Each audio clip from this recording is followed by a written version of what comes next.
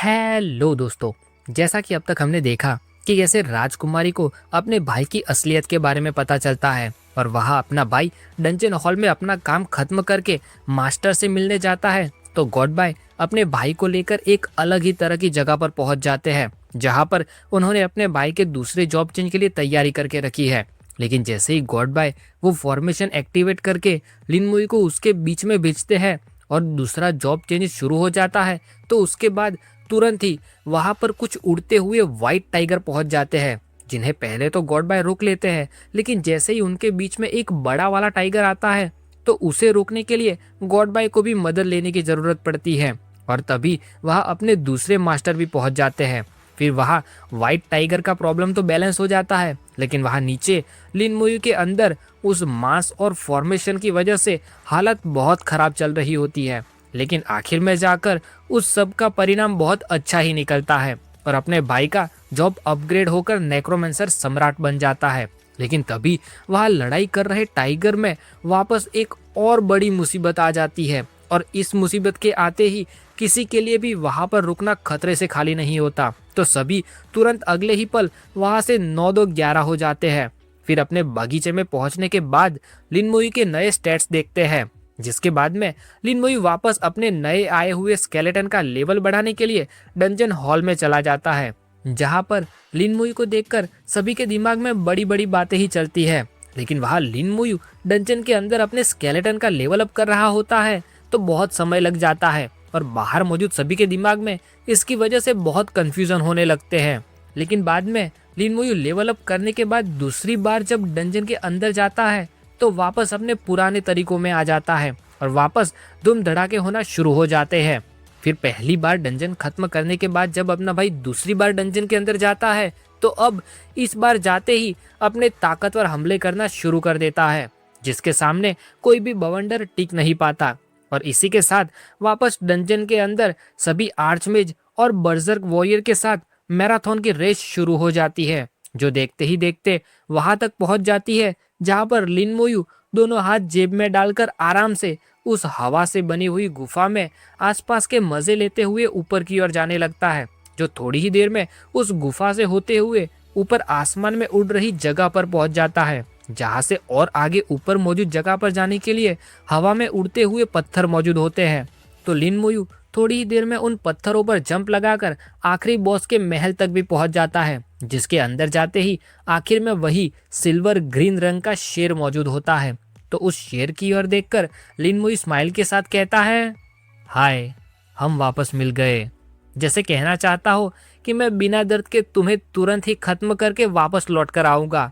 और तभी वहां बाहर उस डंजन के गोले में एक लाइट होती हुई दिखाई देती है, जिसके बाद उसकी नोटिफिकेशन दिखाती है कि इस वर्ल्ड विन की जमीन के डंजन में हेल डिफिकल्टी रिकॉर्ड लिनमुई 4 घंटे से सीधा 40 मिनट 38 सेकंड तक ले आया है। और ये सब देखने के बाद वहां पर मौजूद सभी लोगों में और भी ज्यादा जोश बढ़ जाता है।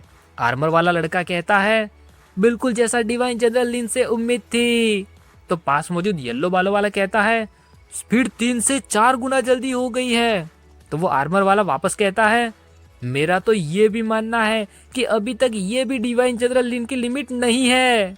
और बिल्कुल जैसा उस लड़के ने सोचा, वैसे ही डंजन में लगातार एक के पीछे एक कई सारी बेल बजने के साथ नोटिफिकेशन आती ही रहती है, जिसमें हमें देखने को मिलता है कि इस बवंडर की जमीन डंजन का हेल डिफिकल्टी रिकॉर्ड लिनमुई 27 मिनट 15 सेकंड, फिर 21 मिनट 47 सेकंड, फिर 19 मिनट 26 सेकंड और आखिर में 15 मिनट 33 सेकंड पर लाकर रख देता है।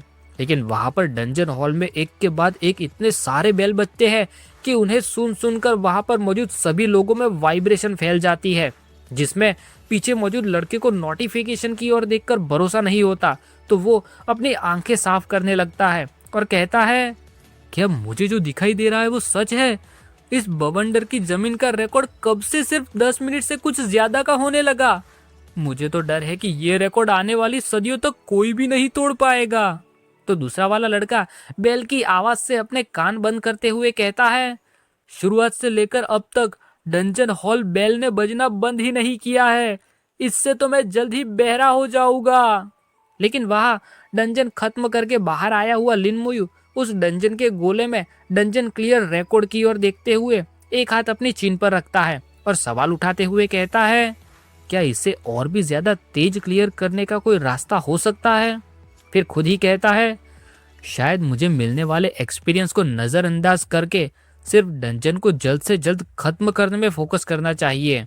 इतना कहने के बाद लिन मोयू अपने सोचे हुए रास्ते से डंजन को और भी ज्यादा तेजी से खत्म करने के लिए वापस डंजन गेट की ओर आगे बढ़ता है और कहता है, मैं हेल डिफिकल्टी चुनता हूँ। फिर लिन मोयू इस बार डंजन के अंदर आते ही बिना एक भी पल गवाए तुरंत वहां से भागना शुरू कर देता है और भागते भागते कहता है, इस बार और तेजी से।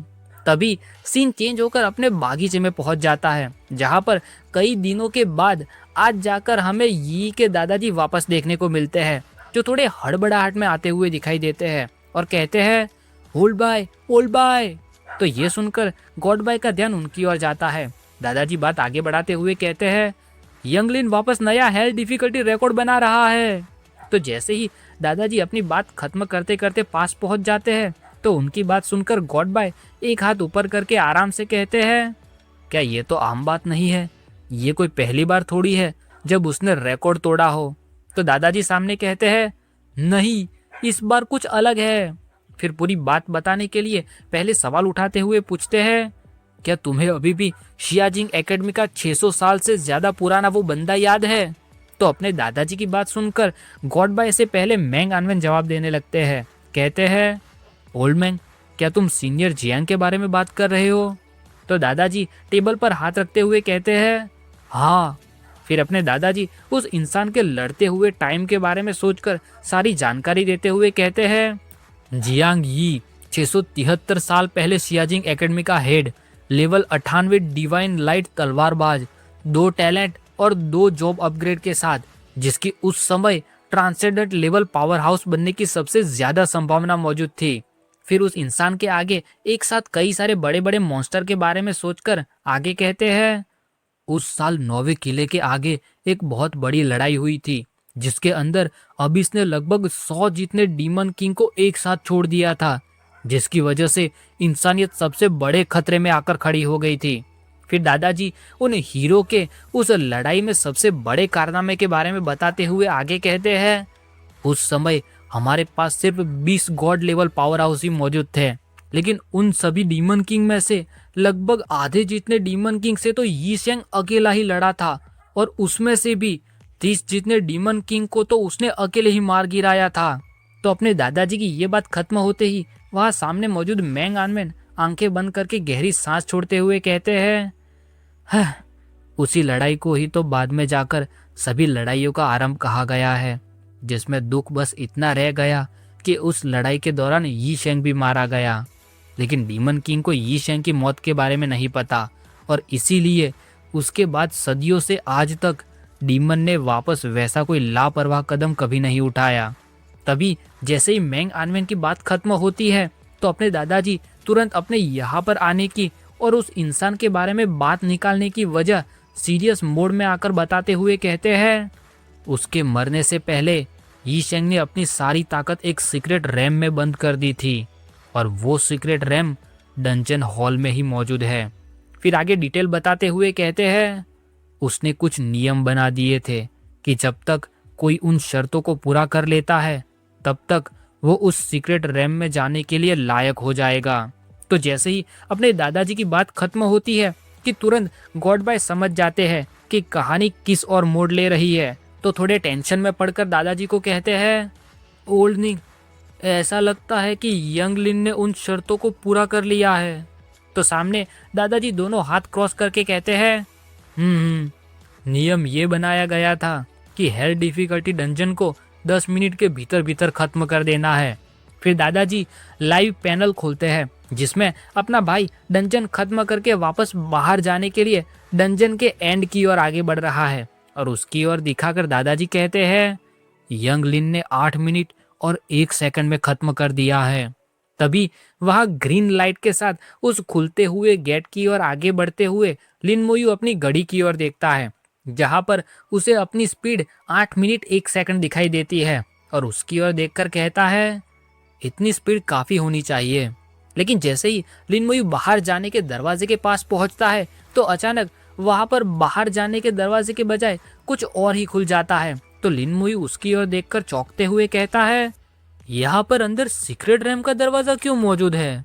तभी अचानक लिन मुई के दिमाग में एक आवाज आती है जो कहती है, मोयू। तो उस आवाज की ओर सुनकर लिन मुई अपना सिर थोड़ा पीछे करता है और उस आवाज को पहचानते हुए कहता है, ये तो मास्टर बाइशन की आवाज है। वहां लिन मुई के दिमाग में गॉड बाय लिन मुई को सारी जानकारी देते हुए कहते हैं, ये सीक्रेट रैम 600 साल पहले मौजूद सियाजिंग एकेडमी के हेड ने पीछे छोड़ा हुआ है, लेकिन आज तक कोई भी उस सीक्रेट रैम के अंदर नहीं जा पाया है। ये एक समृद्धि से भरा हुआ आकस्मिक भेंट हो सकता है, लेकिन साथ ही साथ वो अंदर से कई सारी मुसीबतों से भी भरा हो सकता है। तो उसके अंदर जाना है या नहीं, इस बात का फैसला मैं तुम पर छोड़ता हूँ। तो गॉड बाई की इन सभी बातों को सुनकर सबसे पहले तो लिन मुई चौंक कर वही का वही चिपक जाता है और बड़ी बड़ी आंखें खोलकर कहता है, ये सोचना कि ये सीक्रेट रैम एक सियाजिंग एकेडमी के पुराने हेड ने पीछे छोड़ा हुआ है, और ऊपर से ये एक ऐसी रहस्यमयी जगह है कि जिसके बारे में खुद मास्टर भी कुछ नहीं जानते। तो अब लिन मुई तुरंत सीरियस मोड में आकर अपना निर्णय लेता है और लिया हुआ फैसला सबको सुनाते हुए स्ट्रेट फेस में कहता है, मैं अंदर जाऊंगा। इतना कहकर अगले ही पल लिन मुई थोड़ी सी अपरिचित जगह की ओर नया जानने के विचार और थोड़े घबराहट के साथ अपने कदम उस सीक्रेट रैम के दरवाजे की ओर आगे बढ़ाता है। जिस दरवाजे के अंदर से गुजरते ही वहां यी शेंग की सीक्रेट रैम के अंदर का नजारा बिल्कुल एक सुंदर से झरने के पास मौजूद जगह जैसा दिखाई देता है। लेकिन लिन मुयू उस सीक्रेट रैम के अंदर आकर वहां की खूबसूरती की ओर देखने के बजाय चौकन्ना रहकर आसपास का मुआयना करने लगता है। तभी अचानक एक येलो रंग की एनर्जी से लिपटी हुई तलवार लिन मुई के सर के ऊपर से होते हुए उसकी ओर आगे बढ़ती हुई दिखाई देती है, जो जाकर लिन मुई को कोई भी चोट पहुंचा सके उससे पहले तो लिन मुई उसे भाप लेता है और तुरंत उस तलवार के रास्ते से जंप लगाकर दूर चला जाता है, जिसकी वजह से वो तलवार जाकर जमीन पर लगती है। फिर अगले ही पल एक हाथ आगे आता हुआ दिखाई देता है जो जाकर उस जमीन में गड़ी हुई तलवार को पकड़ता है। तब जाकर हमें देखने को मिलता है कि ये एक येलो एनर्जी में लिपटा हुआ लड़का है जिसके हाथ पर 2 रिंग बनी हुई दिखाई देती है। वो लड़का नीचे जमीन में से तलवार बाहर निकालते ही बिना कुछ बोले उसी सीरियस अंदाज में तलवार को लिन मुई की ओर पॉइंट करता है, जैसे कह रहा हो कि या तो मारो या मारे जाओ। तो सामने लिन मुई भी उस बंदे के आने के बाद बिना कुछ बोले दांत कसकर लगातार उसकी ओर ही घूरता रहता है। फिर अगले ही पल लिन मुई भी उस बंदे की लड़ाई के साइलेंट चैलेंज को स्वीकार करते हुए सबसे पहले उस पर अपने डिटेरियोरेशन कर्स का इस्तेमाल करता है, जिसके साथ लाल जंजीरें आगे बढ़ती है, जिसके अंदर मौजूद डिटेरियोरेशन की ताकत को दिखाने के लिए उन जंजीरों के साथ साथ वही लाल खोपड़ी वाला चेहरा दिखाई देता है। लेकिन वो सामने मौजूद बंदा उन आती हुई जंजीरों से बिल्कुल भी घबराता नहीं है और सामने अपना हमला करने के लिए पोज में खड़े रहकर तलवार पीछे उठाता है। तो रिंग के साथ कई सारी गोल्डन लाइट उसकी तलवार की ओर आगे बढ़ने लगती है और जैसे ही फिर वो वार करता है तो सामने आ रही श्राप की जंजीरें भी उसको छूकर तुरंत टुकड़ों में बढ़ जाती है, जिसके बाद तुरंत ही वो बंदा उन टूटी हुई जंजीरों के बीच में से होते हुए लिन मुई पर हमला करने के लिए हाथ में मौजूद एक रिंग के साथ फुल स्पीड में आगे बढ़ने लगता है। लेकिन यहाँ सामने भी लिन मुई खड़ा है जो बिना किसी टेंशन के तुरंत ही उस बंदे को आगे बढ़ने से रोकने के लिए अपने हाथ में आत्मा वाली फायर जलाता है। तो नोटिफिकेशन में दिखता है कि सोल ब्लेज एक्टिवेट हुई। लेकिन आश्चर्य की बात यह है कि अपने भाई के सोल फ्लेम की ओर देखकर वो बंदा तुरंत उसे पहचान जाता है और चौंक कर बड़ी सी आंखें खोलते हुए कहता है, आत्मा पर हमला करने वाली स्किल। लेकिन उस बंदे के अपने भाई की स्किल के बारे में जानने से कोई फर्क नहीं पड़ जाता, क्योंकि आखिर में तो जाकर वो उसे भी बिल्कुल वैसे ही लगती है जैसे बाकी सभी को लगती है, जिसकी वजह से वो भी अपना सिर पकड़ के खड़ा हो जाता है। लेकिन अगले ही पल वहां पर देखने को मिलता है कि वो बंदा सोल फ्लेम की आग में जलने के बावजूद भी दूसरे हाथ से अपनी तलवार ऊपर करके अपनी स्किल सॉर्ड एनर्जी मैस का इस्तेमाल करता है। तो उसके अंदर से बहुत सारी एनर्जी बाहर निकलना शुरू हो जाती है और अगले ही पल वो सारी येलो एनर्जी एक एक बीम बनकर हमला करने के लिए लिन मोयू की ओर पूरी ताकत के साथ आगे बढ़ने लगती है। तो उससे बचाव के लिए लिन मोयू भी तुरंत अपने स्केलेटन आर्मर को एक्टिवेट करके तैयार हो जाता है लेकिन स्केलेटन आर्मर के बावजूद भी वो येलो एनर्जी इतनी धारदार तरीके से टकरा कर आगे बढ़ती है कि खुद लिन मुई को भी अपना एक हाथ ऊपर करके अपने आप को संभालने की जरूरत पड़ती है। और सबसे बड़ी बात तो यही है कि ये पहला इंसान है जो सोल फ्लेम की आग में जलते वक्त भी अपने आप को संभाल कर सामने पलटवार कर सकता है। फिर जैसे ही उस बंदे के ऊपर से अपनी सोल फ्लेम की आग चली जाती है तो अब वो इस बार नीचे पहुंचते पहुंचते अपना एक और अलग तरह का हमला तैयार करता है, जिसमें उसके चारों ओर खूबसूरत गुलाबी पत्तियों के जैसी रिंग बनके तैयार होती है और उसकी वजह से नीचे जमीन तक फटने लगती है। फिर जैसे ही वो आखिरी वार करने के लिए अपनी पूरी ताकत के साथ तलवार नीचे की ओर करने लगता है, तब ऊपर नोटिफिकेशन में दिखता है कि ये उसकी ग्राउंड स्लैश स्किल है। तो अब हमला इतनी नजदीक तक पहुंच जाता है तो लिन मुयू भी उसकी ओर पूरे फोकस और गुस्से के साथ देखने लगता है कि इसका इलाज कैसे किया जाए। तो अगले ही पल वो बंदा अपने हमले के साथ नीचे जमीन तक पहुंच पाए उससे पहले तो लिन मुयू नीचे जमीन में से नुकीली हड्डियां बाहर निकालता है और कहता है स्केलेटन फैंग। तो उन नुकीली हड्डियों के लगते ही वो लड़का वहीं पर खत्म हो जाता है, जो थोड़ी ही देर में जलती हुई छोटी सी आग की तरह बूझकर वहां से गायब होने लगता है। तो अब लिन मुयू भी दोनों हाथ जेब में डालकर वहां से आगे बढ़ने लगता है। फिर वहां से जाते जाते लिन मुयू उस लड़ाई के बारे में सोचते हुए अपने विचार के साथ कहता है, जबकि ये सीक्रेट रैम पिछले वाले हेड ने पीछे छोड़ा हुआ है तो वो इतना आसान तो बिल्कुल नहीं हो सकता। वहां आगे कोई ना कोई तो मेरा इंतजार करके जरूर खड़ा होगा। और बिल्कुल वैसा होता भी है। थोड़ी दूरी तय करने के बाद आगे झरने के पास वापस उसी तरह की एनर्जी में लिपटा हुआ कोई खड़ा दिखाई देता है, जिसके हाथ में भी बिल्कुल वैसे ही रिंग मौजूद है, जिसके पास से देखने पर पता चलता है कि ये वापस वही बंदा है, लेकिन इस बार उसके हाथ में 2 के बजाय 3 रिंग मौजूद है। वो लड़का इस बार अपनी तलवार उठा के सामने की ओर देखते हुए चिल्लाकर कहता है, अगर तुम्हें यहाँ से आगे बढ़ना है तो तुम्हें मुझे मारना होगा, वरना मैं तुम्हें मार डालूंगा। फिर अपना परिचय देते हुए कहता है, मैं लेवल 49 डिवाइन तलवारबाज हूँ। तो उस लड़के की ओर देखते हुए लिन मुई छोटी छोटी आंखें करके गौर से देखता है और मन में कहता है, वाह, इस बार एक रिंग ज्यादा मौजूद है। फिर लिन मुई लड़ाई करने के लिए तैयार होते हुए कहता है, वापस एक और। फिर काफी समय बाद अब जाकर लिन मुई अपने ताकतवर लोगों का घर बाहर निकालता है और उसमें कई सारी आत्माएं डालते हुए कहता है, मैं देखना चाहता हूँ कि इस सीक्रेट रैम के अंत में क्या मौजूद है। तो अब उस थेनाटोस साइट में से चमकती हुई आत्माएं बाहर निकल आती है और लिन मुई ऑर्डर देते हुए कहता है, बाहर आओ मेरे आत्मा खाने वाले कीड़ों के राजा। तो इतना कहते ही वहाँ वही सब कुछ हिला देने वाला बड़ा सा कीड़ा आकर खड़ा रहता है, जिसकी नोटिफिकेशन के मुताबिक वो उस लड़के से एक लेवल ज्यादा है और उसकी स्किल में आत्मा खाना, दूसरा रूप और आत्मा हिला देने वाली चीख, जिसका ट्रेट है कि वो सभी तरह के डिफेंस को नजरअंदाज कर सकता है, शारीरिक वार से बचाव को भी नजरअंदाज कर सकता है और यूनिवर्सल स्टैट मौजूद है। तो लिन मुई अपने कीड़े के राजा को बाहर निकलकर वहां से आगे बढ़ने लगता है और थोड़े खराब चेहरे में कहता है, मैं तुम पर मेरा कोई भी समय बर्बाद नहीं करना चाहता। लेकिन जैसे ही लिन मुई वहां से आगे बढ़ने की कोशिश करता है तो वो सामने मौजूद लड़का तुरंत अपनी तलवार घुमाकर एक बहुत बड़ी एनर्जी की रिंग लिन मुई को खत्म करने के लिए भेजता है और कहता है, मैंने तुम्हें कहा था ना, अगर तुम्हें मुझसे आगे बढ़ना है तो तुम्हें मुझे मारना ही होगा, वरना मैं तुम्हें मार डालूंगा। लेकिन तभी उस लड़के से लड़ने के लिए अपने भाई का बाहर निकाला हुआ योद्धा, यानी अपना आत्मा खाने वाला कीड़ों का राजा, तुरंत आगे आकर खड़ा हो जाता है और अपनी आत्मा हिलाने वाली चीख का इस्तेमाल करता है।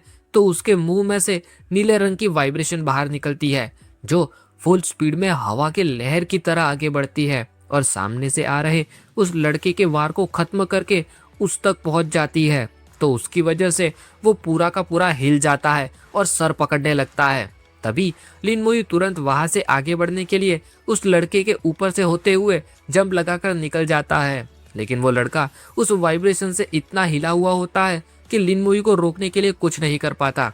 लेकिन फिर भी इतने दर्द के बावजूद वो दांत कसते हुए पीछे मुड़कर गुस्से में कहता है, तुम मुझसे आगे नहीं जा सकते, मैं तुम्हें मार डालूंगा, और हमेशा के लिए यहीं पर रख लूंगा। लेकिन जैसे ही उस लड़के का ध्यान अपने आगे की ओर जाता है तो वहां पर उसे दिखाई देता है कि लिन मोयू ने उससे लड़ने के लिए अपना हथियार पीछे ही छोड़कर गया है, जो अभी उसके आगे मौत बनकर मौजूद है।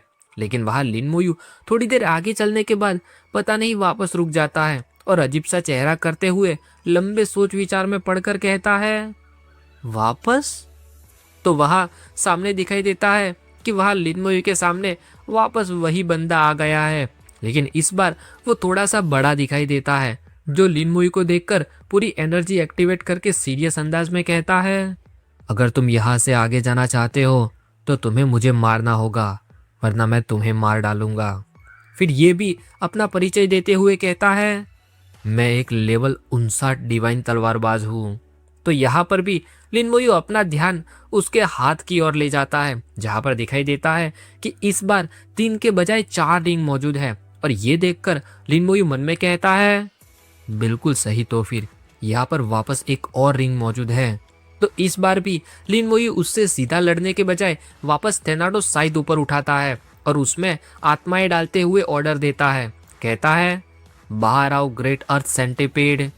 तो अगले ही पल लिन मोयू के पीछे जमीन में से बहुत बड़ी सेंटीपीड बाहर निकल कर आती है, जिसकी नोटिफिकेशन में पता चलता है कि उसका लेवल उस लड़के से 4 लेवल कम है। स्किल में है जहरीला धुआं, कट और स्वीप। ट्रेट में है कि जहर से कुछ नहीं होगा, और उसके अलावा शारीरिक और तत्व वाले हमलों का घाव भी 30% कम हो जाएगा। लेकिन यह 4 लेवल कम होने के बावजूद भी अपने सेंटीपीड को देखकर उस बंदे की हालत पतली हो जाती है और टेंशन के मारे बड़ी होती हुई आंखों में डर से भरा देखता हुआ कहता है, ग्रेट अर्थ सेंटीपीड, तुम्हारे पास असल में। लेकिन अगले ही पल वो आगे कुछ भी बोल पाए उससे पहले तो 2 लाल रंग की नुकीली एनर्जी फुल स्पीड में आगे की ओर बढ़ती हुई दिखाई देती है, जो दिखाई देता है कि ये अपने सेंटीपीड के आगे के नुकीले पंजे हैं, जो जाकर सामने मौजूद उस बंदे पर पड़ते हैं। तो वो बड़ी मुश्किल से उसे रोकने के लिए अपनी पूरी एनर्जी लगा लेता है और नोटिफिकेशन में दिखता है कि ये कट है। वहां नजदीक से दिखाई देता है कि अपने अर्थ सेंटीपीड का वो वार उस बंदे के लिए रोक पाना बहुत ज्यादा मेहनत, मशक्कत और पसीने से भरा हुआ है। तो वो पूरे शरीर से कांपता हुआ दांत कसकर अपनी पूरी ताकत लगाता रहता है। और जब वो बंदा अपने सेंटीपीड से जूझ रहा होता है, तब इस बार लिन मोयू बिना किसी जल्दी के आराम से जेब में हाथ डालकर वहां से आगे की ओर बढ़ने के लिए निकल पड़ता है और जाते जाते अपने अर्थ सेंटीपीड से कहता है, इसे मैं तुम्हारे लिए छोड़कर जाता हूँ सेंटीपीड। तो लिन मोयू की बात सुनते ही सेंटीपीड जोर से मुंह खोलकर अपने लैंग्वेज में चिल्लाता है, जैसे कह रहा हो, आप बिल्कुल भी चिंता मत कीजिए मास्टर, आप आराम से जाइए, इसको तो मैं बड़ी ही आसानी से ठिकाने लगा दूंगा। और अगले ही पल जैसे ही लिन मोयू वहां से थोड़ा सा आगे बढ़ता है कि तुरंत पीछे सेंटीपीड अपना जहर से भरा जहरीला धुआं उस पूरे इलाके में फैलाकर उस बंदे के लिए कहीं भागने का रास्ता ही नहीं छोड़ता, जिसे देखकर लिन मोयू भी स्माइल करता हुआ आगे बढ़ता रहता है, जो थोड़ी देर चलने पर कुछ पहाड़ों के बीच में बसे हुए एक छोटे से गांव तक पहुंच जाता है, जहां पर कुछ घर में से धुआं बाहर निकलता हुआ दिखाई देता है। तो उस गांव की ओर देखकर लिन मोयू थोड़ा सा सीरियस होकर सर नीचे करता है और गौर से देखते हुए कहता है, क्या मैं अब आखिरकार अंत तक पहुंच गया या नहीं?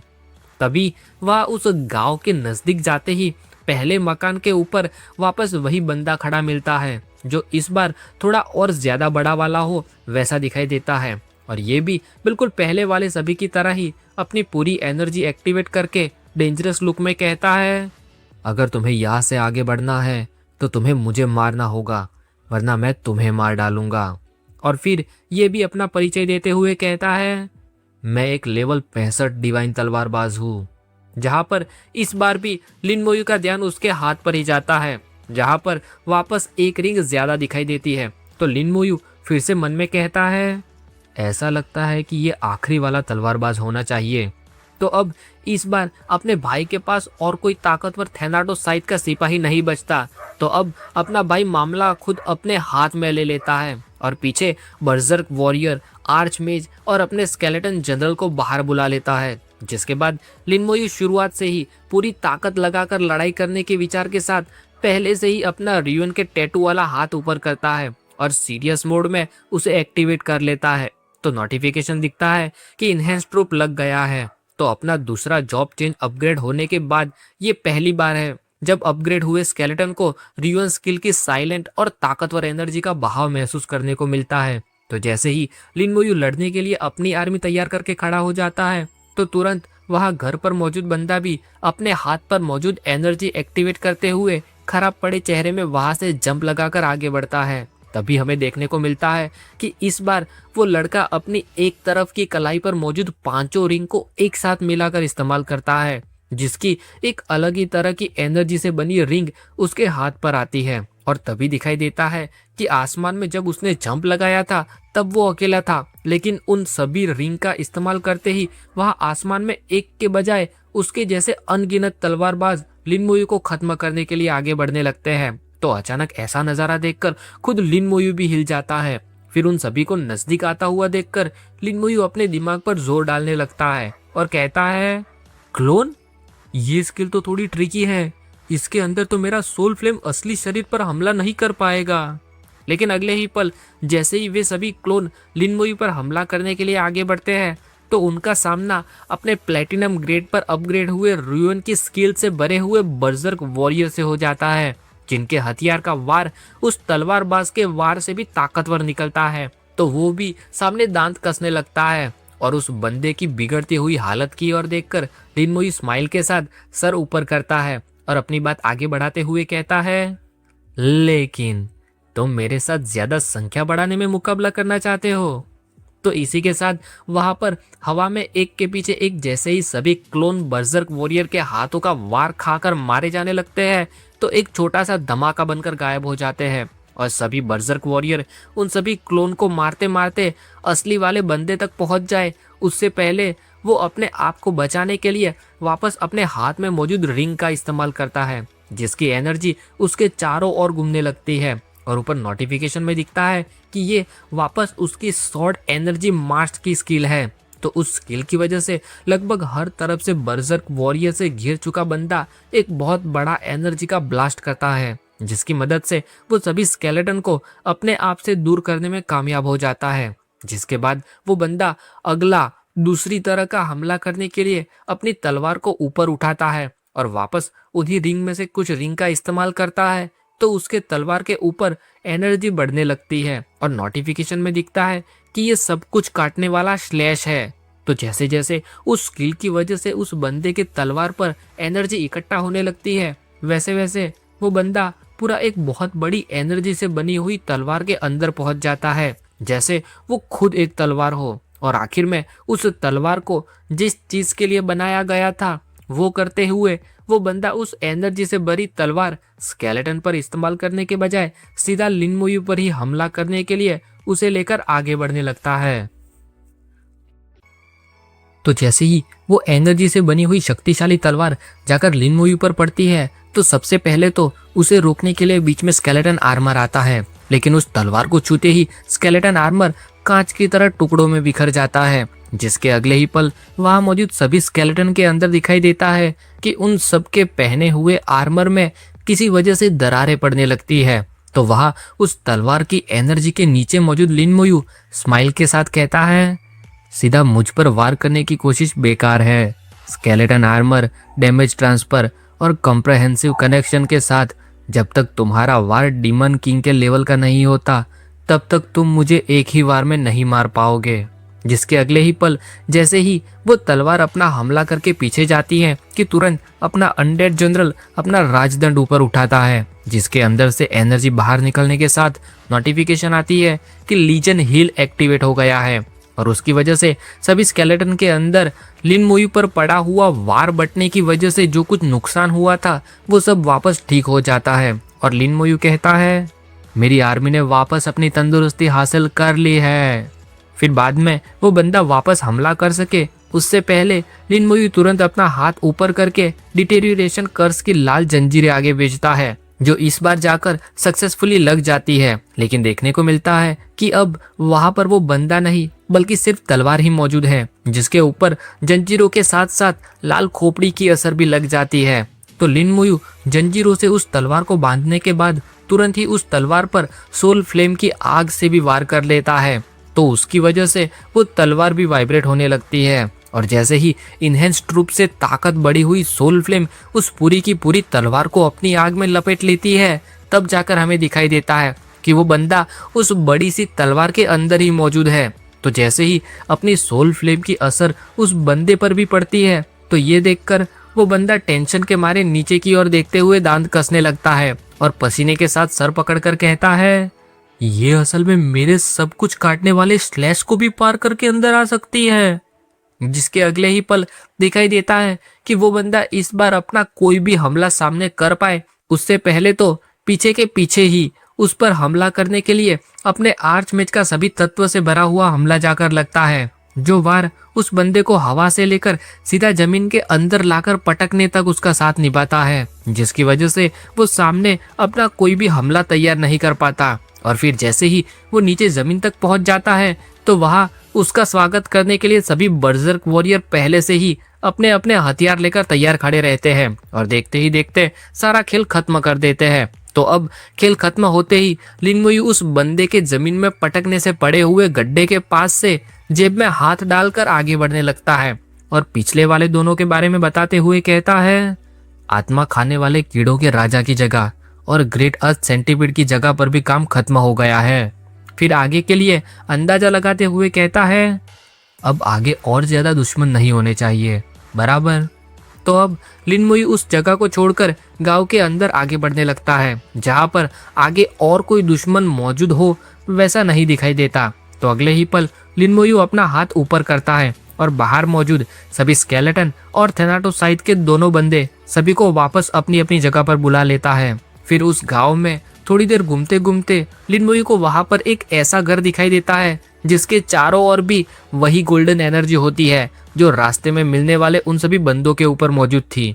तो उसकी ओर देखकर लिन मुई स्माइल के साथ थोड़ा सा सर नीचे झुकाता है और फिर धीरे धीरे करके सामने से उस एनर्जी में लिपटे हुए घर की ओर आगे बढ़ने लगता है और पास पहुंचकर सावधानी बरतते हुए आहिस्ता से उस घर का दरवाजा खोलता है। तो उसके अंदर कई सारी गोल्डन एनर्जी दिखाई देती है, जहां पर उस घर के अंदर एक सुंदर सी धूप बत्ती जलाकर बंद आंखों में एनर्जी से लिपटे हुए एक बूढ़े अंकल बैठे दिखाई देते हैं, जो कि वही शियाजिंग एकेडमी के पुराने वाले हेड जिंग यी की आत्मा होती है, जो लिन मुई के दरवाजा खोलते ही स्माइल के साथ लिन मुई को अंदर आने का ऑफर देते हैं। कहते हैं, यहाँ पर आकर बैठो। तो उन अंकल के कहे मुताबिक लिन मुई आराम से उस टेबल के पास अंकल के सामने आकर बैठ जाता है और वे अंकल भी लिन मुई पर कोई हमला नहीं करते। वहां लिन मुई के आकर पास बैठते ही अंकल कहते हैं, यंग मैन, तुम बहुत अच्छा लड़ते हो। तो सामने लिन मुई भी शांति से कहता है, सीनियर ही शेन के मुकाबले तो ये जूनियर बहुत ज्यादा पीछे है। तो लिन मुई की बात सुनकर अंकल कहते हैं, तुम्हें इतना नरम बनने की कोई जरूरत नहीं है। जब मैं तुम्हारे उम्र का था तब मैं जितना था तुम मुझसे कई गुना ज्यादा आगे हो। फिर लिन मुई के बारे में बताते हुए कहते हैं, तुम्हें देखने के बाद अब मुझे इंसानियत के लिए राहत महसूस हो रही है। तो उन अंकल की बात खत्म होते ही लिन मुई अपनी ओर से इंसानियत की मौजूदा ताकत के बारे में बताते हुए कहता है, हालांकि अभी तो इंसानियत अबिस डिमन को पूरे तरीके से खत्म करने में कामयाब नहीं हुई है, लेकिन हम ऑलरेडी इतने ताकतवर तो है कि लड़ाई में उनका सामना कर सके। तो अपने भाई की बात सुनकर वे अंकल थोड़े स्माइल के साथ सवाल उठाते हुए कहते हैं, अबिस डिमन को पूरे तरीके से खत्म करना। फिर अपना विचार सुनाते हुए आगे कहते हैं, ये असंभव है, वैसा कभी नहीं होने वाला। तो अंकल की ये बात सुनकर लिन मुई उन्हें समझाने की कोशिश करता है। कहता है, सबसे ताकतवर इंसान ऑलरेडी ट्रांसेंडेंट लेवल बनने से सिर्फ आधे कदम की दूरी पर ही है। लेकिन वे अंकल लिन मुई की बात सुनकर मानने के बजाय थोड़ा सा सर नीचे करके गहराई से भरे जवाब देते हुए कहते हैं, जब तुम एक बार मेरे लेवल तक पहुंच जाओगे तब तुम्हें खुद ब खुद ही समझ आ जाएगा कि मैंने तुमसे ऐसा क्यों कहा था। तो अंकल के मुंह से ऐसी बात सुनकर लिन मुई बहुत चौंक जाता है और टेंशन के मारे बड़ी सी आंखें खोलकर देखते हुए मन में कहता है, यी शेन पक्का कोई राज की बात जानते होंगे जिसके बारे में खुद मास्टर को भी नहीं पता। फिर कहता है, ऐसा लगता है कि अबिस इतना भी सीधा साधारण नहीं है जितना इंसानियत सोचती है। तो लिन मुई को इस तरह से गहरी सोच में पड़ता हुआ देखते हैं तो अंकल लिन मुई को शांत करने के लिए कहते हैं, तुम्हारा लेवल अभी तक बहुत छोटा है, तो अभी से तुम्हें उन सब चीज़ों के बारे में टेंशन लेने की कोई ज़रूरत नहीं है। फिर लिन मोई की ताकत के बारे में अपने विचार बताते हुए कहते हैं, तुम बहुत ही ज़्यादा अविश्वसनीय और असाधारण हो। तुमने ना सिर्फ मेरा टेस्ट पार किया है बल्कि मेरी सोच से भी परे निकल आए हो। फिर 2 बक्से बाहर निकालकर बात आगे बढ़ाते हैं। कहते हैं, तो अब मैं तुमसे सौदा करने के लिए तैयार हूँ। इतना कहकर सबसे पहले अंकल एक बक्सा खोलते हैं जिसके अंदर एक सुंदर सी व्हाइट उंगली दिखाई देती है जो कि एक डिवाइन स्पिरिट की कटी हुई उंगली है। तो उसको आगे करते हुए अंकल कहते हैं, ये एक डिवाइन स्पिरिट की उंगली है। तो सिर्फ उस चीज को देखकर ही लिन मोई वहीं पर बैठा का बैठा पूरा हिल जाता है और टेंशन वाले चेहरे में दांत कसकर सवाल उठाते हुए कहता है, डिवाइन स्पिरिट? तो अंकल उस बक्से को बंद करके सामने जवाब देते हुए कहते हैं, जाहिर सी बात है कि तुम अभी उसका इस्तेमाल नहीं कर सकते, लेकिन इसके साथ गॉड लेवल में जाने के लिए काफी ज्यादा आसानी रहेगी और साथ ही संभावना रहेगी कि शायद तुम ट्रांसेंडेंट लेवल पावर हाउस भी बन सकते हो। ये मेरी ओर से तुम्हारे लिए इनाम है। तो जैसे ही अंकल अपना इनाम देने का काम खत्म कर देते हैं तो तुरंत लिन मोई उस सौदे की बात को याद करता है और सामने पूछता है, तो आप मुझसे क्या करवाना चाहते हैं? तो लिन मोई की बात खत्म होते ही अंकल वहां पर मौजूद दूसरा बक्सा खोलते हैं जिसके अंदर एक डार्क पर्पल रंग का मणि जैसा कुछ दिखाई देता है, जिसे आगे करते हुए अंकल कहते हैं, इस ऑर्ब को इटर्नल ट्रेल के ऊपर वाले लेयर में ले जाओ और वहां पर कोर एरिया के बीच में मौजूद बॉस को जाकर ये उसके हाथ में सौंप देना। तो अंकल की बात सुनकर लिन मोई के चेहरे का रंग बिल्कुल ही गहरा हो जाता है और चिपके हुए चेहरे के साथ मन में कहता है, क्या यीशेन एंशिएंट अर्थ ड्रैगन के बारे में बात कर रहे हैं? फिर कहता है, मैंने नहीं सोचा था कि ये डील उससे लेन देन रखती होगी। यानी कहीं वहां सामने वो अर्थ ड्रैगन शायद अपने भाई से इसी चीज के बारे में तो सौदा नहीं करना चाहता था ना। खैर, वैसे वो तो आगे ही पता चलेगा। तो अब लिन मोई उन अंकल की ऑफर लेते हुए सामने मौजूद दोनों बक्सों को अपने पर्पल स्टोरेज स्पेस में एब्जॉर्ब कर लेता है और बिल्कुल सीरियस मोड में आकर स्ट्रेट फेस के साथ कहता है, मैं समझ गया, ये चीज मैं उन तक पहुंचा दूंगा। तो लिन मोई की बात सुनकर अंकल आंखें बंद करके एक हाथ ऊपर करते हैं और लिन मोई को आश्वासन देते हुए कहते हैं, कोई बात नहीं, इतनी जल्दी करने की कोई जरूरत नहीं है। जब तुम्हारी ताकत एक हद तक बढ़ जाएगी तब तुम वहां पर जा सकते हो, क्योंकि कोर एरिया इतनी भी सीधी सादी जगह नहीं है। फिर कहते हैं, मैंने ऑलरेडी 600 सालों से भी ज्यादा समय तक राह देखी है, तो मैं कुछ और साल भी राह देख सकता हूँ। तो अंकल की बात सुनकर लिन मोई सामने सवाल उठाते हुए कहता है, सीनियर यीशेन, आपने दूसरे गॉड लेवल के एक्सपर्ट को आपकी मदद क्यों नहीं करने दी? आपने मुझे ही क्यों चुना? तो लिन मोई का सवाल सुनकर वे अंकल यहाँ से जाने के लिए अपनी एनर्जी रिलीज करते हुए कहते हैं, उन लोगों से, वे लोग उससे बात करने के भी लायक नहीं है। वे सभी वहां पर जाएंगे तो वे सभी सिर्फ अपनी मौत के पास ही पहुंचेंगे। तुम उन सबसे अलग हो, तुम्हारे पास वो योग्यता है। यहाँ पर कुछ तो सीक्रेट बात है जो वो अर्थ ड्रैगन और ये अंकल दोनों अपने भाई के अंदर देखते हैं।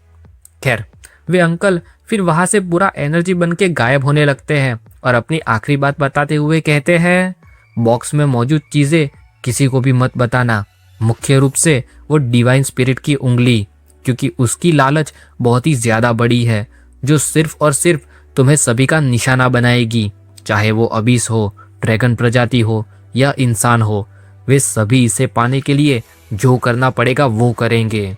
तो जैसे ही वे अंकल वहां से एनर्जी बनकर बिल्कुल गायब होने ही वाले होते हैं कि आखिरी पल में लिन मोई अंकल को आश्वासन देते हुए कहता है, आप चिंता मत कीजिए सीनियर जी, मैं इस बात को ध्यान में रखूंगा। और जैसे ही अंकल एनर्जी बन के गायब हो जाते हैं तो उनकी एनर्जी से बना हुआ सीक्रेट रैम भी चला जाता है और तुरंत लिन मोई को उस डंजन के अंदर बाहर निकलने के गेट के आगे टेलीपोर्ट करके रख देता है। तो वहां पर आते हुए लिन मोई पीछे उस गेट की ओर देखकर कहता है, मुझे जाकर मास्टर से मिलना होगा। जबकि वहां बगीचे में मौजूद गॉड बाय खड़े खड़े लिन मोई के बारे में टेंशन करते हुए कहते हैं, हम सीक्रेट रैम के अंदर की परिस्थितियों का पता लगाने में असमर्थ है। क्या यंगलिन वहां पर सही सलामत तो होगा ना? तो गॉड बाय की ये बात सुनकर पहली बार अपने सन की मास्टर कहते हैं, वो बच्चा पक्का सही सलामत ही होगा। अपने खुद के डिसाइपल पर थोड़ा सा भरोसा नहीं रख सकते?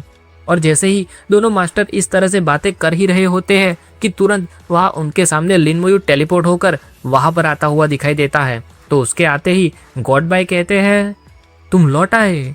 तो सनकी मास्टर कहते हैं, कैसा रहा वहां पर। तो लिन मोयू वहां पर मौजूद तीनों लोगों को सीक्रेट रैम में हुई सारी बातें क्रम में बताकर एक बक्सा उन सभी के आगे खोलकर रखता है और कहता है, सीनियर्स, सबसे पहले तो मुझे इस चीज को सुरक्षित रखने में मदद कीजिए। इसे मेरे साथ रखना सही नहीं होगा। तो उस चीज की ओर देखकर वहां पर मौजूद तीनों लोगों के चेहरे का रंग बिल्कुल अमावस की रात की तरह उड़ जाता है और मैंग आनवेन कहते हैं, इतनी शुद्ध शक्ति। तभी मैं सोचूं कि जियांग यी ने ऐसा क्यों कहा कि गॉड लेवल पावर हाउस इसके पीछे लड़ने के लिए आकर्षित होंगे। तभी लिन मोयू उस उंगली के बारे में अपना विचार रखते हुए उसके बारे में सबको कहता है, मेरा मानना है कि ये ताकत मास्टर कुआंग शेंग के किलिंग ऑरा से बिल्कुल मिलती जुलती है। तो ऐसे अचानक लिन मोयू की बात सुनकर अपने सन की मास्टर बहुत चौंक जाते हैं, क्योंकि इस बात में शायद उनके लिए भी बहुत बड़ी राज की बात छुपी हुई है। तो अगले ही पल अपने सन की मास्टर बहुत खुश हो जाते हैं और आंखें बंद करके स्माइल के साथ कहते हैं, बहुत अच्छे बच्चे, तुमने सचमुच मेरी आंखें खोल दी। फिर हाथ अपने सीने की ओर लाते हुए कहते हैं, ऐसा लगता है कि मेरा ट्रांसेंडेंट लेवल पावर हाउस बनने का रास्ता अब मुझसे और ज्यादा दूर नहीं है। और वहाँ लिन मोयू की कहानी सुनकर गॉड बाय सीरियस चेहरे में थोड़ा सा सर झुकाकर कहते हैं, ऐसा लगता है कि तुम्हें इटर्नल ट्रेल के कोर एरिया में आखिरकार जाना ही पड़ेगा। फिर कहते हैं, तो अब जबकि ऐसी ही बात है तो तुम इस समय का इस्तेमाल और ज्यादा ताकतवर बनने के लिए करोगे। फिर गॉड बाय अपने उसी लाल एनर्जी में लिपटे हुए टावर के बारे में सोचते हैं और कहते हैं, तुम पूरे राष्ट्र के टॉप स्कोरर हो, तुम्हारे पास सेंशिया टावर में एक बार जाने की परवानगी है। फिर अपना आगे का प्लान बताते हुए लिन मोयू को कहते हैं, अब समय हो गया है कि तुम्हें अंदर जाकर वहां का माहौल देखकर आना चाहिए। तो अब जैसे ही लिन मोयू को गॉड बाय के मुंह से शेंशिया टावर में जाने के बारे में सुनने को मिलता है, तो लिन मोयू भी उसके बारे में फोकस के साथ सोचते हुए मन में कहता है, इस पूरे समय कई सारे लोगों ने मुझे शेंशिया टावर में ट्रेनिंग करने के महत्व के बारे में बताया है। अब आखिरकार जाकर ये मेरी बारी है। वहाँ गॉड बाय अपनी बात आगे बढ़ाने के लिए दोनों हाथ क्रॉस करके कहावत के साथ कहते हैं, अगर तुम अपने दुश्मन के बारे में जानते हो और अपने बारे में जानते हो तो तुम 100 लड़ाई भी नहीं हारोगे। इसलिए इस बार मैं तुम्हें सभी बड़े प्रोफेशन के ट्रेड पर मास्टरी हासिल करने दूंगा, जिसमें तुम उनके प्रोफेशन में मिलने वाले लाभ और हानि के बारे में सीख सको, जिसकी मदद से तुम तुम्हारा लड़ाई करने का तजुर्बा बढ़ा सको और असली लड़ाई का तजुर्बा इकट्ठा कर सको। तो सामने मौजूद संकी मास्टर लिन मोयू को इत्तला करते हुए अपने एक्सपीरियंस के बारे में बताकर कहते हैं, बच्चे, तुम्हारे मास्टर ने हजारों लड़ाइयाँ सेंशिया टावर में लड़ी है और उसमें बहुत पीड़ा झेली है, तो तुम्हें मानसिक रूप से बहुत मजबूत रहना होगा। तो मास्टर को जवाब देने के लिए लिन मोयू बिना एक्सप्रेशन के कहता है, मुझे मुसीबतें झेलने का कोई डर नहीं है। तो लिन मोयू के जवाब पर सामने बैठे मैंग आनवेन कहते हैं, 3 दिनों के बाद शेंशिया टावर ऑफिशियली खुलेगा और तुम्हारी ट्रेनिंग शुरू होगी। इस समय का इस्तेमाल अच्छे से करना और सभी प्रोफेशन के सारे ट्रेड पर अपनी मास्टरी हासिल करने की कोशिश करना। तो मैंग आनवेन के सुझाव पर जवाब देते हुए लिन मोयू कहता है, जी हाँ। और इसी के साथ सीन चेंज होकर 3 दिन बाद शियाजिंग एकेडमी के प्लेटफॉर्म पर जाकर रुकता है, जो कि एक छोटे से पुल के साथ सामने मौजूद आइलैंड से जुड़ा हुआ है। और वहाँ कई सारे लोग इकट्ठा हुए दिखाई देते हैं, जहाँ पर थोड़ी ही देर में अपना वही लाल एनर्जी से भरा हुआ शेंशिया टावर उतर आता है। तो उसकी ओर देखकर कोई कहता है, शेंशिया टावर आ गया। तो टावर के आने के साथ ही यहाँ पर पहली बार आए हुए लोगों के बीच में बहुत सारी बातें होने लगती है। कोई कहता है, मैंने सुना है कि शेंशिया टावर साल भर में सिर्फ एक बार ही खुलता है और उसमें जाने के लिए हर बार सिर्फ 500 एंट्री टिकट ही बाहर निकाली जाती है।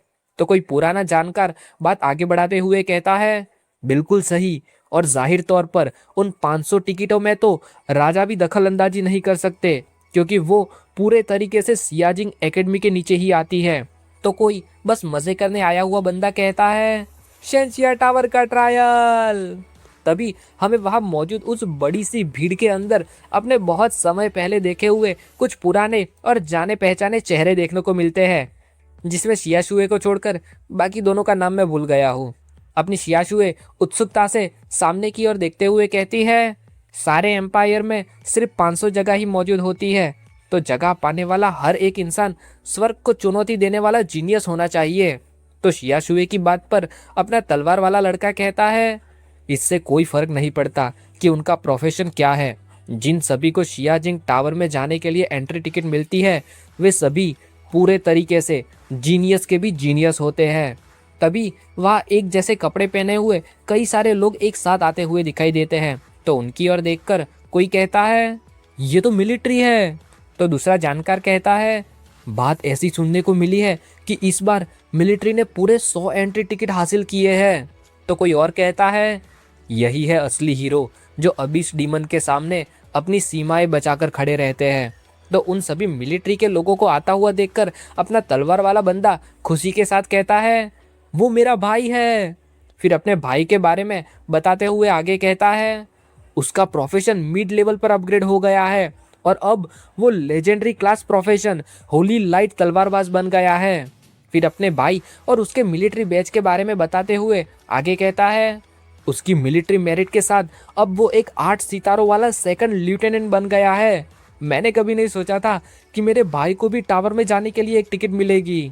तो अपने तलवार वाले की बातें सुनकर शियाशुए वापस अपने वही मोटिवेशन से भरे अंदाज में आ जाती है और कहती है, एक दिन हम भी वहां पर मौजूद होंगे। ये यंग मिस किसी से नहीं हारेगी, लेकिन जाहिर सी बात है उस बंदे को छोड़कर। तो शियाशुए की बात पर अपना तलवार वाला कहता है, सच सच बात करे तो हम सभी में से सिर्फ लिन मोयू ही है जो वहां तक पहुंच सकता है। और तभी अपनी तीसरी वाली लड़की का ध्यान किसी और जाता है। तो वो लड़की तुरंत उस और अपनी उंगली आगे की ओर पॉइंट करते हुए थोड़ी जोर से कहती है, हे वहां पर देखो, वो तो लिन मोयू है। वहां सामने अपना भाई बिल्कुल हर बार की तरह ही अपने उसी कोल्ड अंदाज में दोनों हाथ जेब में डालकर पूरा एनर्जी से लिपटा हुआ और ऊपर से इस बार तो ताकतवर स्केलेटन के साथ आता हुआ दिखाई देता है। तो लिन मोयू का ऐसा अंदाजा देखकर वो लड़की अपनी बात आगे बढ़ाते हुए कहती है, माय गुडनेस, उसने तो अपना जॉब अपग्रेड भी खत्म कर लिया। और जैसे जैसे लिन मोयू को वहां पर मौजूद हर एक बंदा देखता है, वैसे वैसे वे सभी एक पल के लिए वहीं पर सोच में पड़े खड़े खड़े देखते ही रहते हैं। फिर जैसे ही लिन मोयू थोड़ा और नजदीक आता है, तो तब तक वे सभी अपने विचारों में से बाहर निकलकर तुरंत सावधान की पोजीशन में खड़े हो जाते हैं और एक हाथ सीने पर रखकर लिन मोयू को सैल्यूट करते हैं। और उन सभी मिलिट्री वालों में से अपने उस तलवार वाले का भाई भी लिन मोयू को देखकर वेलकम करते हुए कहता है, हम डिवाइन जनरल लिन का स्वागत करते हैं।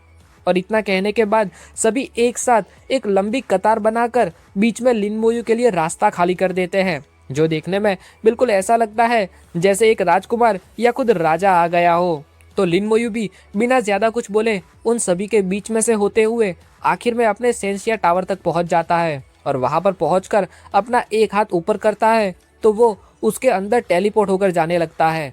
और लिन मोयू की ओर देखकर शियाशुए के अंदर की अस्थिरता अब और भी ज्यादा बढ़ने लगती है। तो एक हाथ अपने सीने के पास रखकर खराब पड़े हुए चेहरे में कहती है, मैंने कभी नहीं सोचा था कि वो इतने ऊंचे लेवल तक इतने कम समय में पहुंच जाएगा। हम दोनों के बीच का अंतर बीतते हुए हर एक दिन के साथ बहुत ही ज्यादा बढ़ता जा रहा हो वैसा मालूम पड़ता है। तभी वह उस बिजली की तरह चमकते हुए टावर के आगे एक होलोग्राम की तरह अपने मैंग आनवेन आते हैं और अंदर जाने के लिए सूचना देते हुए कहते हैं, आज शेंशिया टावर खोला जाता है। नियमों के अंदर कुछ बदलाव किए गए हैं, तो जिन्हें अंदर जाने के लिए बुलाया गया है वे तैयार हो जाए और बाकी के सभी बाहर ही इंतजार करें। फिर अगले ही पल मैंग आनवेन वहां पर मौजूद एक लड़के के बारे में बताते हुए आगे कहते हैं, सबसे पहले अंदर जाएगा मूली एकेडमी से लिन ली।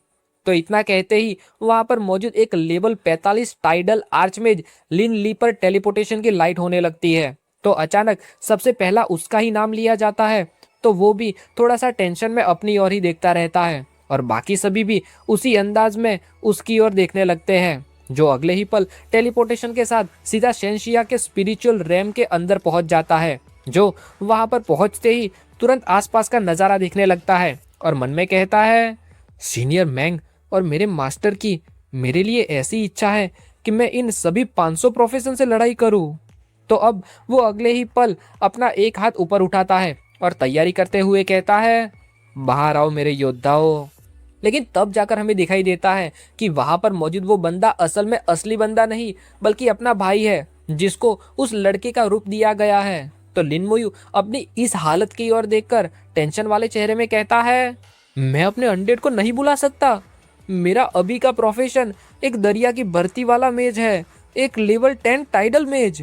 तभी थोड़ी ही देर में वह सामने वो असली वाला टाइडल मेज आ जाता है और उसके आते ही मैंग अनवन अनाउंसमेंट करते हुए कहते हैं, इस बार की ट्रायल का नियम है, तुम्हें अपने सामने मौजूद ओपोनेंट को हराना है। जितनी ज्यादा जीत हासिल करोगे उतना ज्यादा तुम्हारा स्कोर होगा। तो ये सुनकर वो असली वाला टाइडल मेज सवाल उठाते हुए कहता है, एक कठपुतली? तो सामने मौजूद लिन मोयू कहता है, मेरी ताकत लेवल 10 पर मौजूद होनी चाहिए, तो दुश्मन की ताकत भी पक्का बहुत ज्यादा नहीं होगी। तभी वो सामने मौजूद असली वाला टाइडल मेज अपना ट्रायल शुरू करने के लिए अपना नीले क्रिस्टल वाला स्टाफ ऊपर उठाता है। तो उसमें एनर्जी होना शुरू हो जाती है और जैसे ही स्टाफ आगे करता है तो उसमें नीली एनर्जी घूमने के साथ ऊपर नोटिफिकेशन में दिखता है कि ये उसका ठंडा तीर है। और जैसे ही वो वार जाकर सामने मौजूद कठपुतली बने हुए लिन मोयू पर पड़ता है तो वो लिन मोयू पर बर्फ की तरह जम जाता है और उसका असली दर्द भी महसूस होता है। तो उसे महसूस करते हुए लिन मोयू दांत कसकर मन में कहता है, कितना दर्दनाक है। मुझे तो स्केलेटन आर्मर और डैमेज ट्रांसफर की इतनी ज्यादा आदत लग चुकी है कि मुझे ऐसा दर्द महसूस किए हुए एक बहुत लंबा समय हो गया है। तभी वहां सामने मौजूद असली टाइडल मेज वापस अपना वही हमला दोबारा करते हुए थोड़े स्माइल के साथ कहता है, कठपुतली का हिलना डुलना बहुत ही ज्यादा सुस्त है। ऐसा लगता है कि इस बार तो जीत मेरी ही होगी। और जैसे ही वो दूसरा वाला ठंडा तीर जाकर कठपुतली बने लिन मोयू के आर पार होकर चला जाता है तो तुरंत वो धुआं बनकर वहां से गायब होने लगता है। और ये देखकर लिन मोयू कहता है, मैं मर गया। लेकिन मरते ही वापस अगले ही पल लिन मोयू वापस उसी टाइडल मेज के रूप में जिंदा हो जाता है। तो अपने आप की ओर देखते हुए आगे कहता है, मैं हार गया और इस बार एक लेवल 12 टाइडल मेज बन गया। लेकिन जैसे ही लेवल 10 पर मौजूद कठपुतली तुरंत ही मारी जाकर वापस लेवल 12 पर आ जाती है। तो ये सब देखकर वहां सामने मौजूद असली वाला टाइडल मेज थोड़े सवालों में पड़ जाता है और वापस हमला करने के लिए अपनी एनर्जी एक्टिवेट करते हुए सवाल उठाकर कहता है, ये थोड़ी अजीब सी बात है। ये कठपुतली तो बहुत ही ज्यादा कमजोर मालूम पड़ती है। मैंने उसे सिर्फ 2 तीर में ही खत्म कर दिया और यहाँ तक कि उसने उन तीरों से बचने की कोशिश भी नहीं की। क्या ये सचमुच एक ट्रायल है?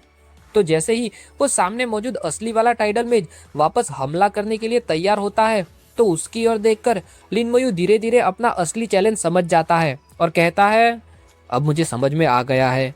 सीनियर मैंग चाहते हैं कि मैं अपने पुराने लड़ने के तरीकों को छोड़कर सचमुच में दूसरे सभी प्रोफेशन के ट्रेट, आदतें और लड़ने के तरीकों के बारे में समझने की कोशिश करूं। फिर अपनी लेवल 12 पर मौजूद कैपेसिटी के बारे में बताते हुए आगे कहता है, मेरी मौजूदा हालत में मैं ज्यादा से ज्यादा 2 से 3 हमले ही झेल सकता हूँ। और जैसे ही इस बार वो असली टाइडल मेज कठपुतली लिन मोयू पर वार करता है तो लिन मोयू अब खड़ा खड़ा सोचता नहीं रहता बल्कि तुरंत उस हमले से बचने के लिए उसके रास्ते से एक तरफ हो जाता है। जिसके बाद अब अपनी असली लड़ाई शुरू करने के लिए तैयार होता हुआ लिन मोयू भी फोकस से भरी आंखों के साथ उस टाइडल मेज की तरह ही उसके जैसा स्टाफ बाहर निकालता है।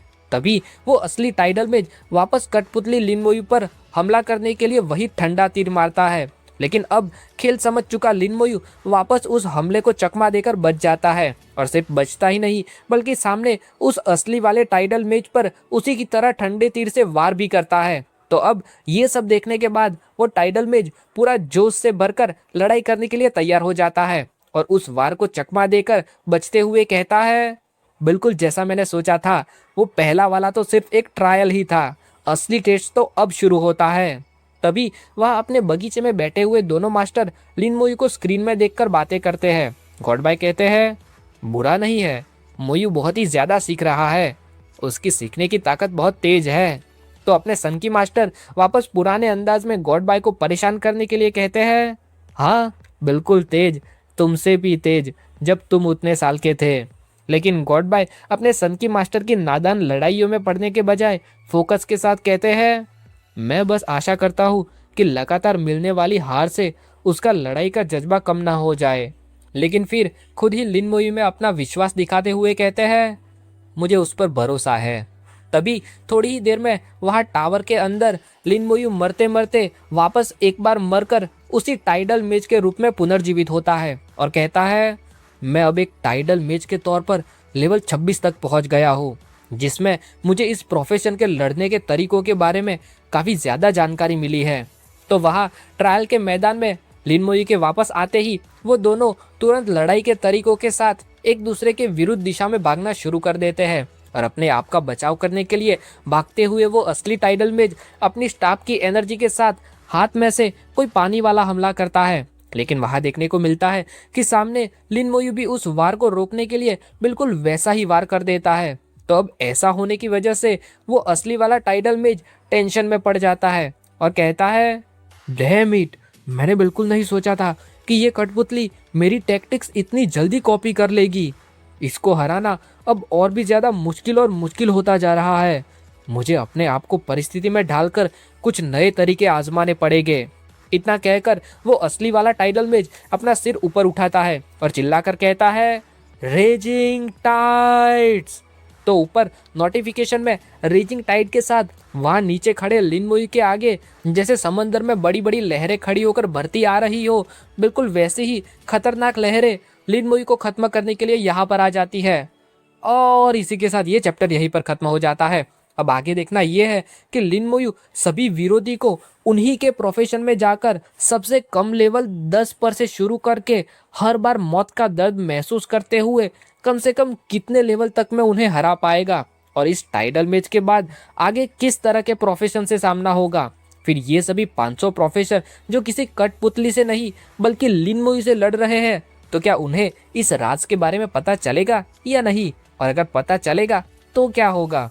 फिर मैंग आनमेन और गॉड बाय लिन मोयू को इस तरह की ट्रेनिंग करवा के आगे किस रास्ते पर ले जाने के बारे में सोच रहे हैं, और किस तरह से लिन मोयू के आगे की ट्रेनिंग का प्लान बना रहे हैं, वो सब हम देखेंगे आगे आने वाले चैप्टर्स में। लेकिन तब तक के लिए बाय।